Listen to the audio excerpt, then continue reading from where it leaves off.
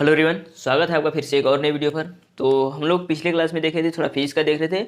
और हम लोग देखते हैं कि मॉर्निंग में हम लोग फिजिक्स का देखते हैं और इवनिंग में हम लोग मैथ का देखते हैं, ठीक ना। तो इसी तरह से हम लोग रेगुलर क्लास करते हुए जा रहे हैं। तो फिजिक्स का भी वीडियो अपलोड हो रहा है और मैथ का वीडियो अपलोड हो रहा है। तो आप लोग क्या कीजिए कि बर्डन ना होने दीजिए, डेली एक एक वीडियो को वॉच किया कीजिए, ठीक। तो इससे बर्डन नहीं होगा और एग्जाम की तैयारी भी अच्छी हो जाएगी उस टाइम तक, जब तक आपका एडमिट कार्ड आएगा। फॉर्म तो आ गया है, फॉर्म भर लीजिए आप सभी को, है ना। तो हम लोग आज की क्लास में बात करेंगे मैथ्स के बारे में, है ना। मैथ्स में हम लोग फर्स्ट चैप्टर देखेंगे घातांक एवं करनी, indices and surds. Indices and surds के बारे में देखेंगे। आज फर्स्ट क्लास होगा और एक ही क्लास में एक पूरे चैप्टर को डील्स करना है हमें, है ना। टाइम कितना भी लगे पूरे चैप्टर को देखना है, क्योंकि टाइम नहीं है कि हम लेक्चर वाइज लेक्चर उसको डिवाइड करें। एक ही लेक्चर में सारा टोटली कंसेप्ट प्लस एग्जाम्पल दोनों को देखना, हमको क्लियर करना है, ठीक ना। तो चलिए समय लगाते हैं, हम लोग चैप्टर नाम लिखते हैं ना। चैप्टर क्या है? घातांक, घातांक एवं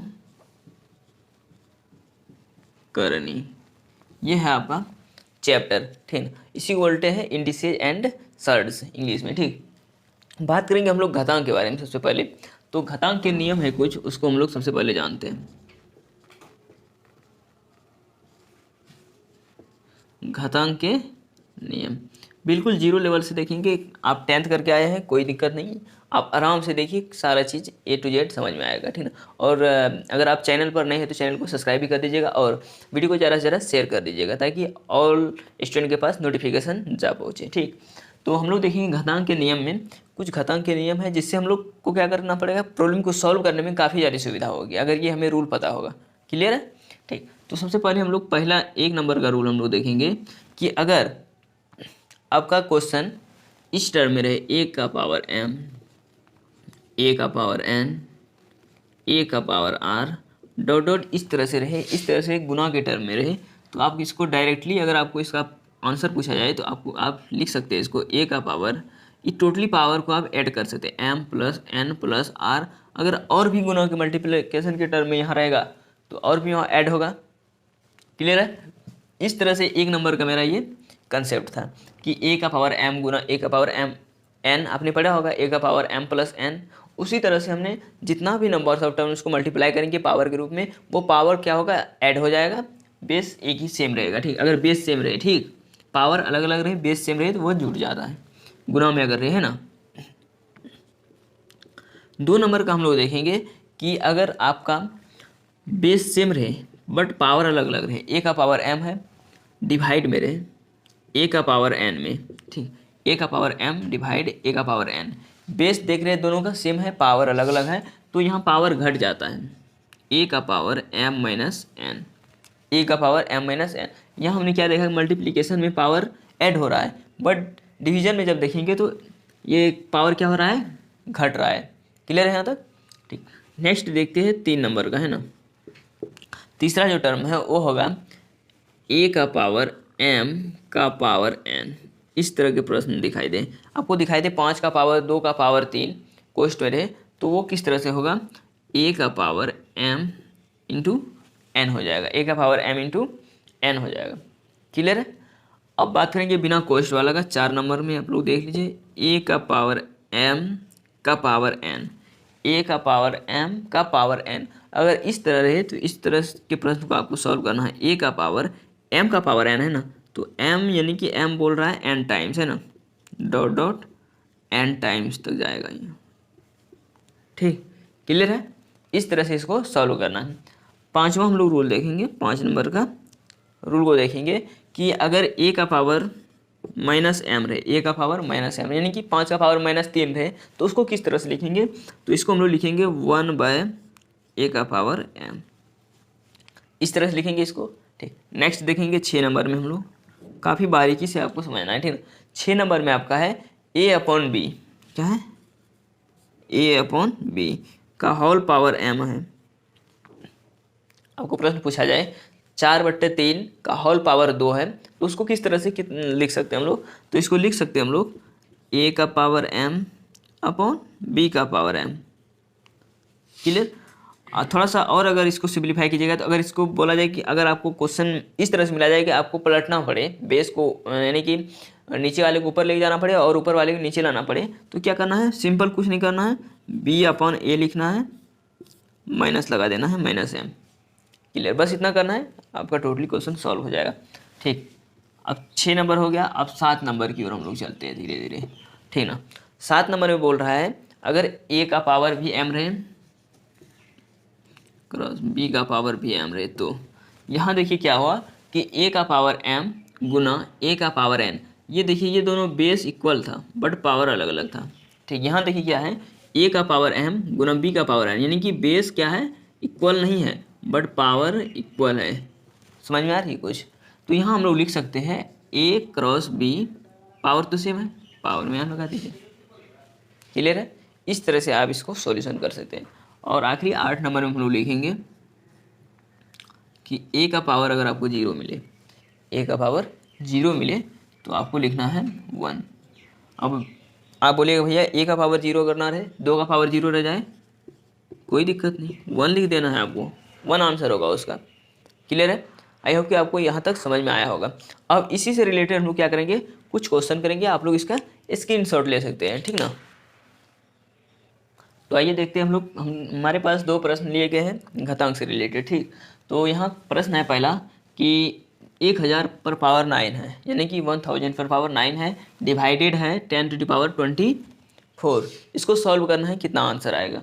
सबसे पहले हमको यहाँ देखने से लग रहा होगा कि ये 10 का क्यूब आ रहा है, कि ना, क्योंकि अगर आपको पता हो कि घातांक और घातांक में खास तौर पर कि अगर आप बेस को इक्वल कर रहे हैं या पावर को इक्वल कर रहे हैं तो आपका क्वेश्चन इजी हो जाता है, इजी वे में आप उसको सॉल्व कर सकते हैं। तो कोशिश करना है कि या तो बेस को इक्वल करें या पावर को इक्वल करें, ठीक ना। सबसे पहला एम यही रहना चाहिए घातांक में। ठीक, तो सबसे पहले हम लोग देखेंगे इसको सॉल्यूशन जो इसका करेंगे, तो इसको हम लोग लिख सकते हैं 10th का क्यूब, लिख सकते हैं 10 का क्यूब 1000 और ये था 9, ठीक, डिवाइडेड बाय 10 का पावर 24। ठीक, क्लियर है यहाँ तक। अब ये दोनों मल्टीप्लाई होगा, अभी रूल हमने बताया था, है ना, उसमें क्या होता है, मल्टीप्लाई होता है। तो ये हो जाएगा 10 का पावर 27 इंटू 10 का पावर 24। अब ये देखिए, ये आपको किस फॉर्म में दिखाई दे रहा है, a का पावर m भागा a का पावर n। तो इसको हमने अभी तुरंत लिखा है a का पावर m माइनस n, इसी फॉर्म में हमने लिखा है। तो इसमें जस्ट यही अप्लाई कीजिए, a की जगह क्या है 10th है, तो 10 में दीजिए, उसके बाद 27 है m की जगह, 27 माइनस 24 है, तो ये टोटली हो जाएगा 10 का पावर 3, तो ये हो जाएगा 1000 इसका आंसर। क्लियर है? इस तरह से इसको हम लोग सॉल्व कर सकते हैं, ज़्यादा कुछ था नहीं इसमें, बस आपको फॉर्मूला को यूज करना था। ठीक, हम लोग इस क्वेश्चन को देखते हैं, ये क्वेश्चन हम लोग थोड़ा सा रब करते हैं ना।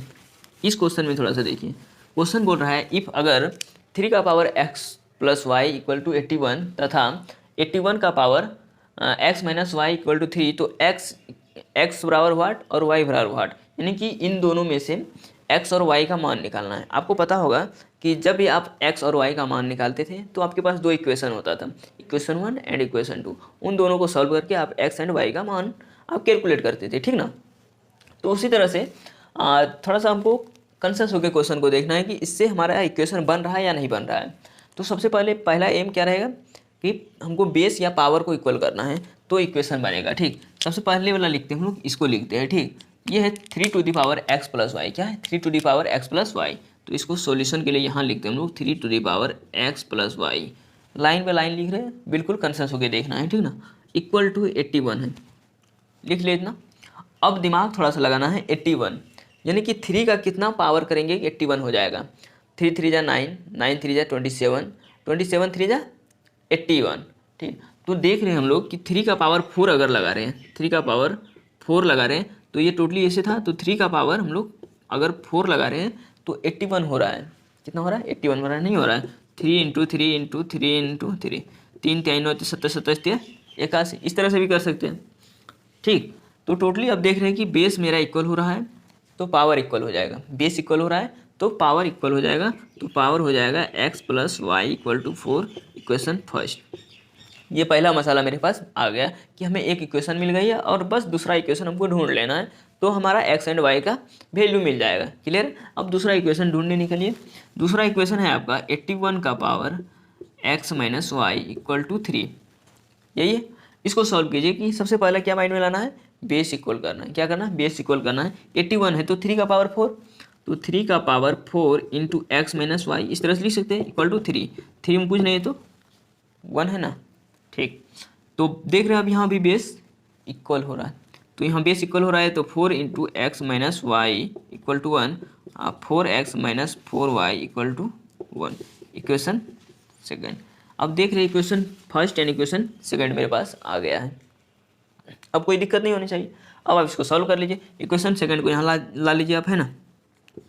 4x minus 4y equal to 1, equation second.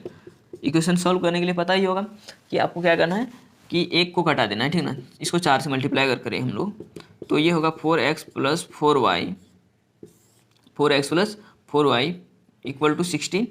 यहाँ होगा कितना, 4x था माइनस 4y इक्वल टू 1। ये देखिए कट रहा है, 8x हो गया 17, तो x बराबर हो गया कितना 17/8। x बराबर कितना हो जाएगा 17/8 हो जाएगा। ठीक, अब x का वैल्यू आ गया हमारे पास, और y का मान निकाल लीजिए किसी इक्वेशन में पुट करके। तो यहाँ लिखते हैं पुट इन इक्वेशन फर्स्ट में रखते हैं। ठीक, इक्वेशन फर्स्ट मेरा क्या था, ये था इक्वेशन फर्स्ट। गुना करने के बाद वो वाला इक्वेशन में नहीं रखना है, जो मेरा पहले का इक्वेशन था उसमें रखना है। x plus y equal to 4, x plus y equal to 4, तो x का वैल्यू कितना है 17/8 प्लस वाई इक्वल टू 4, तो y इक्वल टू होगा 4 माइनस 17/8, तो y बराबर होगा कितना, इसका आप एलसीएम लीजिएगा तो ये 8 होगा, एंड 32 माइनस 17 यानी कि टोटली आ जाएगा कितना 15/8 आंसर आ जाएगा। यानी x का वैल्यू और y का वैल्यू आ गया, x का वैल्यू 17/8 यानी 17/8 और y का वैल्यू आएगा 15/8। टोटली ये कह रहा था आपका क्वेश्चन। ठीक, अब हम लोग थोड़ा सा घातांक को देख लिया, अब थोड़ा सा हम लोग करने की ओर चलते हैं, ठीक ना। तो आइए हम लोग अब देखते हैं करनी का कुछ कंसेप्ट है, उस कंसेप्ट को देखेंगे, फिर हम लोग एग्जाम्पल की ओर चलेंगे धीरे से, ठीक ना। तो करनी का कंसेप्ट है पहला कि अगर m रूट ऑफ ए रहे, m रूट ऑफ ए रहे, होल पावर m रहे, तो उसका होगा क्या, a होगा, जो बेस में रहेगा यहाँ रूट के अंदर वही उसका आंसर होगा, ठीक ना। तो उसके बाद जैसे आपको अगर क्वेश्चन मिल जाए क्या, कि जैसे अगर आपको क्वेश्चन मिले कि 2 रूट ऑफ 5 पावर 2 रहे, तो इसका आंसर हो जाएगा 5।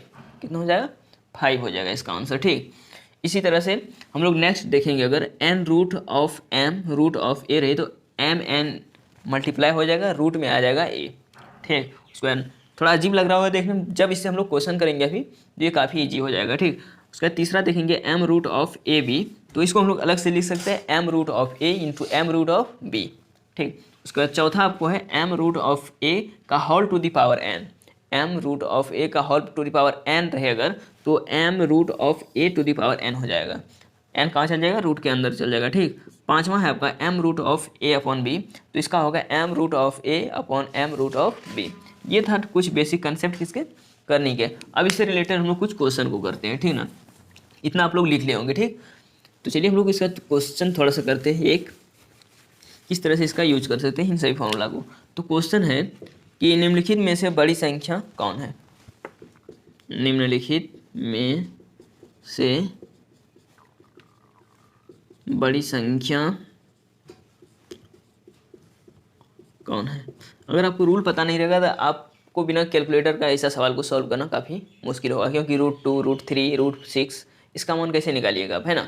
तो ये इसीलिए काफ़ी बेहतरीन ये कंसेप्ट माना जाता है। ठीक, तो क्वेश्चन है आपका क्या, क्वेश्चन है √2 कॉमा अगला है 3√3 कॉमा 4√4 कॉमा 6√6 है ना। इस तरह से आपका प्रश्न है, तो इसको हम लोग को किस तरह से सॉल्व करना है। ठीक, सबसे पहले इसको हम लोग थोड़ा सा हम लोग ठीक करते हैं इस क्वेश्चन को।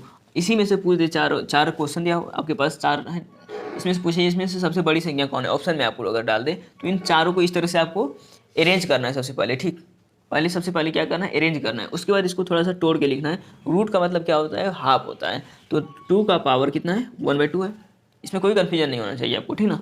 उसके बाद यहाँ क्यूब है तो यानी कि 1/3, 3 का पावर 1/3, 4 का पावर 1/4 हो जाएगा, 6 का पावर 1/6।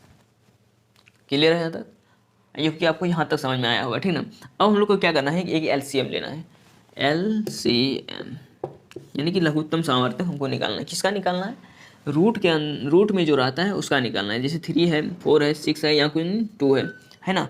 तो इस तरह से हमको निकालना है। यहाँ देखिए 2 3 4 6 को 2 3 4 6 इसका एलसीएम निकाल लीजिए।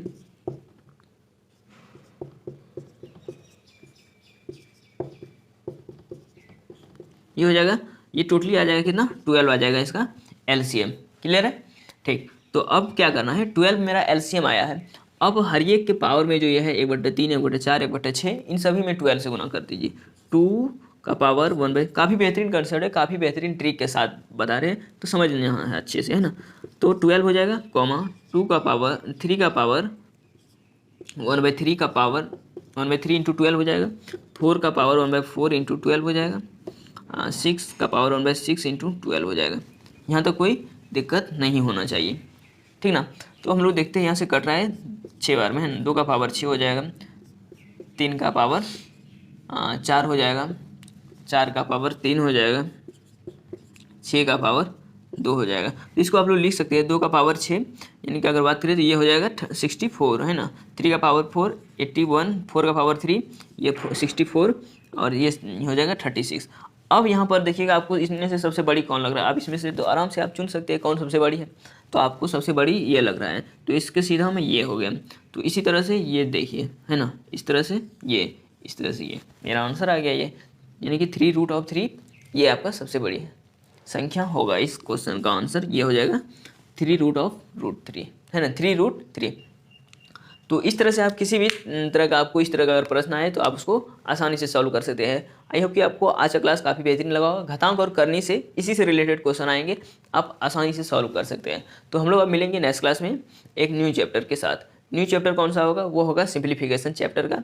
उसमें हम लोग देखेंगे पहले इसी तरह से रूल्स को देखेंगे, फिर उससे रिलेटेड हम लोग को क्या करना है, टोटली क्वेश्चन को करना है, ठीक ना, ताकि जिस तरह से क्वेश्चन आते हैं आपको प्रैक्टिस बना रहे हैं। तो चलिए मिलते हैं हम लोग नेक्स्ट क्लास में। आज का क्लास आप लोग कैसा लगा कमेंट में हमें जरूर बताइएगा, और आप लोग फीडबैक भी दिया कीजिए किस तरह का क्लास हो रहा है, ठीक ना, और वीडियो को ज़्यादा से ज़्यादा शेयर किया कीजिए, ठीक।